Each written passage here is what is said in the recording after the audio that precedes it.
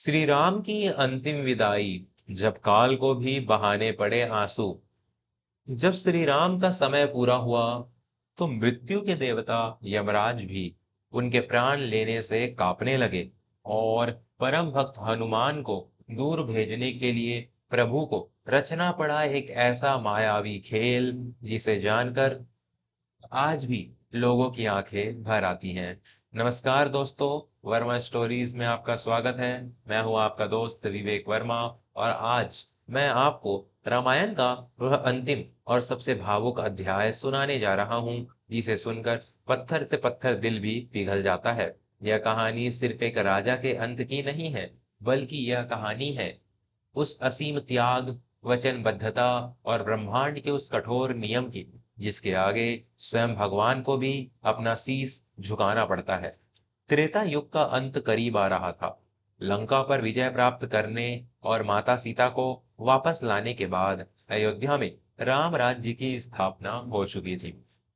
11,000 वर्षों तक श्री राम ने अयोध्या पर शासन किया। उनके राज में ना कोई अकाल था, न कोई महामारी और ना ही कोई अकाल मृत्यु। चारों तरफ सिर्फ धर्म, सुख और शांति का वास था। लेकिन प्रकृति और सृष्टि का एक अटल नियम है, जो जन्मा है उसे एक ना एक दिन इस भौतिक शरीर को त्यागना ही पड़ता है, फिर चाहे वह स्वयं नारायण के अवतार ही क्यों ना हो। स्वर्ग लोक में देवताओं की चिंता बढ़ने लगी थी। भगवान शिव और ब्रह्मा जी ने मृत्यु के देवता यमराज काल को बुलाया।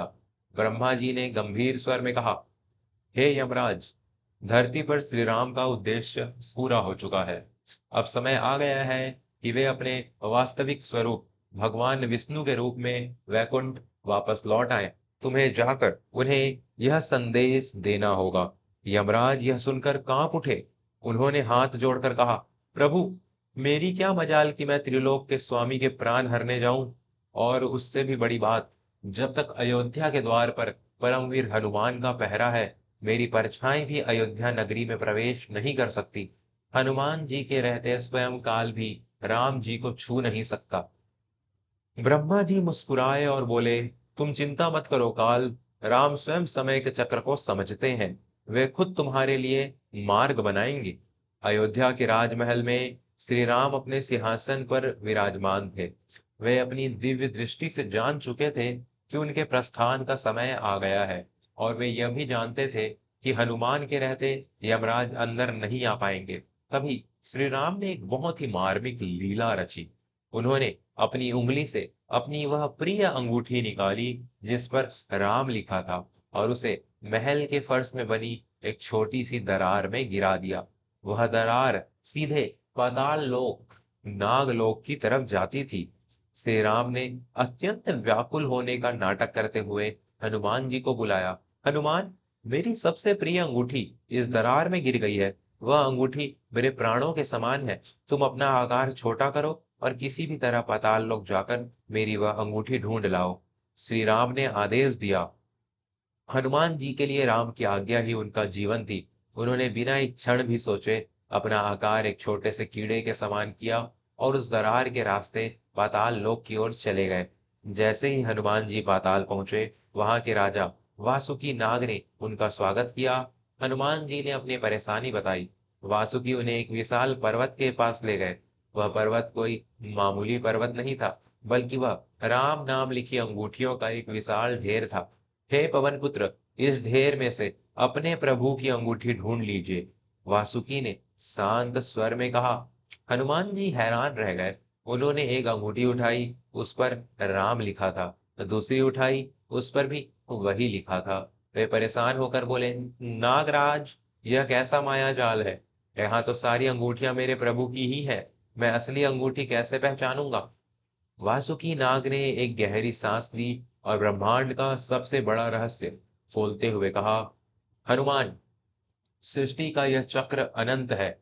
जब जब त्रेता युग आता है, तब तक भगवान विष्णु राम के रूप में अवतार लेते हैं, और जब उनके वैकुंठ लौटने का समय आता है, तो वे अपनी अंगूठी इसी तरह पाताल में गिरा देते हैं, ताकि वे तुम्हें अपने से दूर भेज सकें और मृत्यु के देवता यमराज अयोध्या में प्रवेश कर सके। यह अंगूठियों का ढेर इस बात का प्रमाण है कि राम का अवतार पहले भी कई बार हो चुका है और अब उनके इस जन्म का समय समाप्त हो गया है।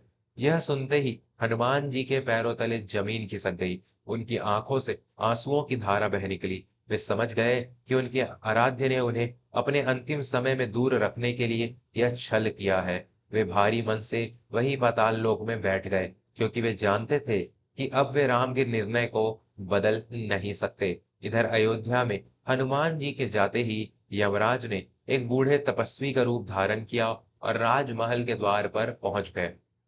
उन्होंने श्री राम से एकांत में मिलने की प्रार्थना की।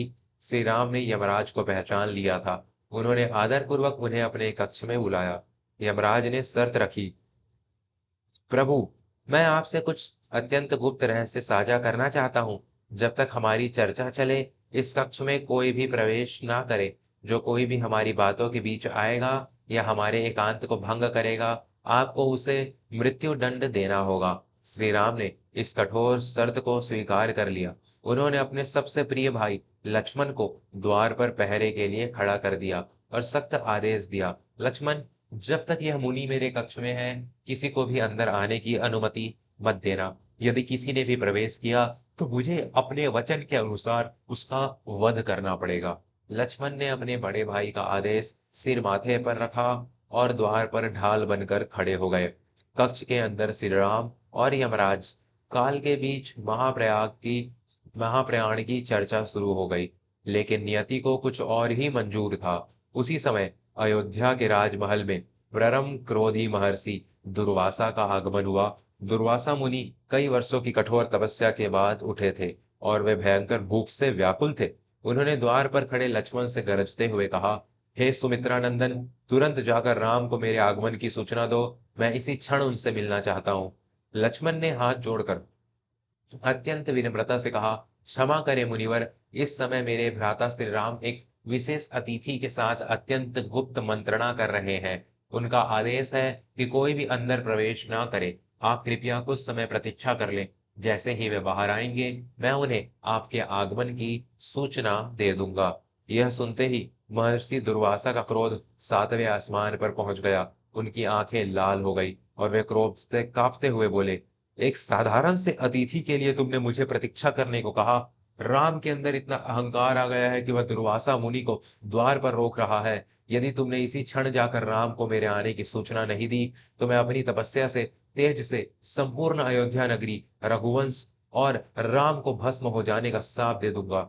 लक्ष्मण के सामने एक भयंकर धर्म संकट खड़ा हो गया था। एक तरफ भाई का आदेश और मृत्यु दंड का भय, और दूसरी तरफ संपूर्ण अयोध्या और रघुकुल के विनाश का साप। लक्ष्मण की आंखों में आंसू आ गए। उन्होंने मन ही मन सोचा, यदि मैं अंदर नहीं जाता तो मुनि के साप से मेरी प्रजा और मेरा कुल नष्ट हो जाएगा, और यदि मैं अंदर जाता हूं तो मुझे अपने भाई के हाथों मृत्यु दंड मिलेगा। मेरा जीवन वैसे भी राम की सेवा के लिए ही है। यदि मेरे एक प्राण जाने से संपूर्ण अयोध्या बच सकती है, तो मैं सहर्ष मृत्यु को गले लगा लूंगा। यह सोचकर लक्ष्मण ने महर्षि दुर्वासा को प्रणाम किया और बिना किसी भय के श्री राम के कक्ष का द्वार खोलकर अंदर प्रवेश कर गए। लक्ष्मण को कक्ष में देखते ही श्री राम के चेहरे का रंग उड़ गया। उनके हाथ कांपने लगे। यमराज अपने असली रूप में आ गए और मुस्कुराते हुए वहां से अंतर्ध्यान हो गए। लक्ष्मण ने हाथ जोड़कर कहा, प्रभु, मुझे क्षमा करें। महर्षि दुर्वासा द्वार पर क्रोधित अवस्था में खड़े हैं। संपूर्ण अयोध्या को उनके भयंकर साप से बचाने के लिए मुझे आपके आदेश का उल्लंघन करना पड़ा। अब आप अपने वचन के अनुसार मुझे मृत्यु दंड दीजिए। श्री राम का हृदय फट गया। जिस भाई ने 14 वर्षों के वनवास में एक क्षण के लिए भी उनका साथ नहीं छोड़ा था, जिसने अपनी नींद और सुख का त्याग कर केवल उनकी सेवा की थी, आज उसी भाई को उन्हें मृत्यु दंड देना था। श्री राम फूट फूट कर रोने लगे। पूरे राजमहल में हाहाकार मच गया। कुल गुरु वशिष्ठ को बुलाया गया। वशिष्ठ जी ने स्थिति की गंभीरता को समझा और एक मार्ग निकालते हुए कहा, राम, शास्त्रों में एक सज्जन और चरित्रवान पुरुष का त्याग करना उसके वध के समान ही माना गया है। तुम लक्ष्मण को मृत्यु दंड देने के बजाय उसे अपने से दूर कर दो, उसे देश निकाला दे दो। तुम्हारा वचन भी पूरा हो जाएगा और लक्ष्मण के प्राण भी बच जाएंगे। श्री राम ने भारी हृदय और आंसुओं से भरी आंखों के साथ लक्ष्मण की तरफ देखा। उन्होंने कांपते हुए होठों से कहा, हे लक्ष्मण, मैं अपने वचन से बंधा हूँ, मैं आज से तुम्हारा परित्याग करता हूँ। लक्ष्मण के लिए राम से दूर होना मृत्यु से भी अधिक भयंकर था। उन्होंने श्री राम के चरणों में अपना शीश रखा और रोते हुए बोले, भैया, आपके बिना इस लक्ष्मण का कोई वजूद नहीं है। आपने मुझे त्याग कर मेरा वध ही कर दिया है। अब यह शरीर मेरे किसी काम का नहीं।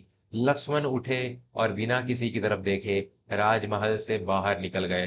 वे सीधे पवित्र सरयू नदी के तट पर पहुंचे। उन्होंने गहरी सांस ली, राम का नाम जपा और सरयू नदी के गहरे जल में प्रवेश कर गए। जल के भीतर जाते ही लक्ष्मण ने अपना मानव रूप त्याग दिया और वे अपने वास्तविक रूप शेष नाग में परिवर्तित हो गए और वैकुंठ लोक की ओर प्रस्थान कर गए। लक्ष्मण के जाने के बाद श्री राम का जीवन पूरी तरह नीरस हो गया। उनके जीवन का हर रंग लक्ष्मण के साथ ही चला गया था। उन्होंने भरत और शत्रुघ्न को बुलाया और अयोध्या का राजपाट लव और कुश को सौंपने का निर्णय लिया। भरत और शत्रुघ्न ने भी हाथ जोड़कर कहा, भैया, लक्ष्मण के बिना आप नहीं रह सकते, तो आपके बिना हम कैसे जिएंगे। हमारी भी यही प्रार्थना है कि हमें अपने साथ ले चलें। जब संपूर्ण अयोध्या वासियों को यह पता चला कि उनके प्राण प्रिय राजा राम उन्हें छोड़कर जा रहे हैं, तो पूरी नगरी में शोक की लहर दौड़ गई। लोग अपने घरों से बाहर निकल आए। बूढ़े, बच्चे, महिलाएं सभी रोते हुए राजमहल के द्वार पर एकत्र हो गए। सबकी एक ही पुकार थी, हमें भी अपने साथ ले चलिए प्रभु। आपके बिना यह अयोध्या एक शमशान के समान है।